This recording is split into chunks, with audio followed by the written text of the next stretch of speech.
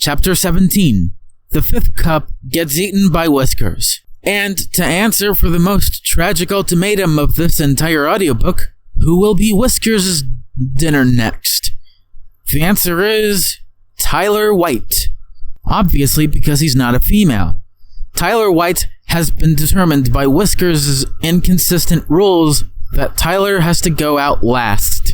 Tyler, unlike Bruce, Thomas, Brenna, and Luca, did nothing to stop Whiskers, because he was consciously aware that he will never win this game of survival. What Whiskers does here is actually quite shocking. Whiskers saves his severed head and used it as a replacement for where the spiky and sharp tip of his penis was before Brenna snipped it clean off the cob. The way he did this is find some super strong liquid glue from the nearest tourist shed nearby in Central Africa and just glued it and made it become his new penis tip. Ew. That is the most brutal way, quote-unquote, having to piss yourself silly after thinking about how a real white lioness can see how tiny a dick must be to be half as bright as a light bulb. Chapter 18. The sixth and last cub is chosen. Whiskers, after surviving this brutal game of survival, crowns Abby the winner and, quote-unquote, champion of all the lionesses in the world. Whiskers finds out that Abby is no longer a cub, but a young lioness now. It's like when a girl turns into a woman, from the age of 5 to 19 years old for humans. Whiskers then proceeds to try and use his cock with Tyler's severed head as the replacement for the spiky and sharp tip of his penis that Brenna just straight up snipped clean off the cob, and commence in some seriously horny mating. After 72 straight hours of on and off mating sessions with every last tiny ejaculation for each, now both Whiskers and Abby sleep with each other for 72 hours more, ending what has turned out to be the most morally inconsistent and egregious game of survival I have ever written in an audiobook ever in my life. Chapter 19. The sixth grown-up lioness gets eaten after giving birth.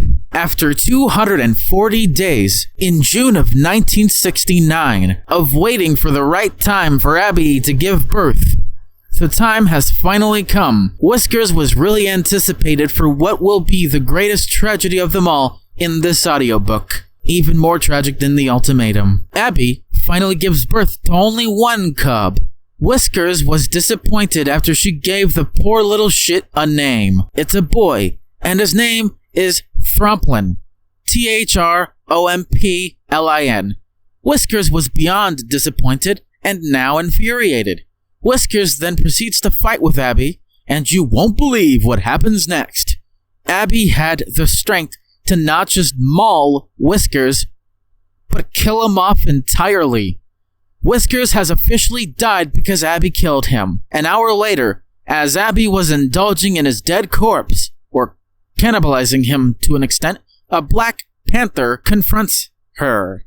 This Black Panther is a male, and his name was Crow, C-R-O-W, and he decided to maul and kill her after having to fight her for 15 minutes. Crow, the Black Panther, decided to kill Abby White, leave the newborn cub, or Thromplin, to just die, and instead of eating her flesh, Crow just runs away, hunting for more hyenas to be proverbial emotional support animals for future cubs. And so that ends the story for now.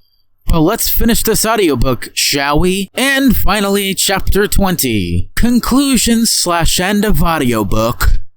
Welcome to the conclusion of this audiobook. This one teaches you only a few lessons. 1. Never trust your instincts to find yourself a mate to make cubs with. 2. Being the pride leader, just like being the leader of the pack as a wolf, is just a plain old fantasy. 3.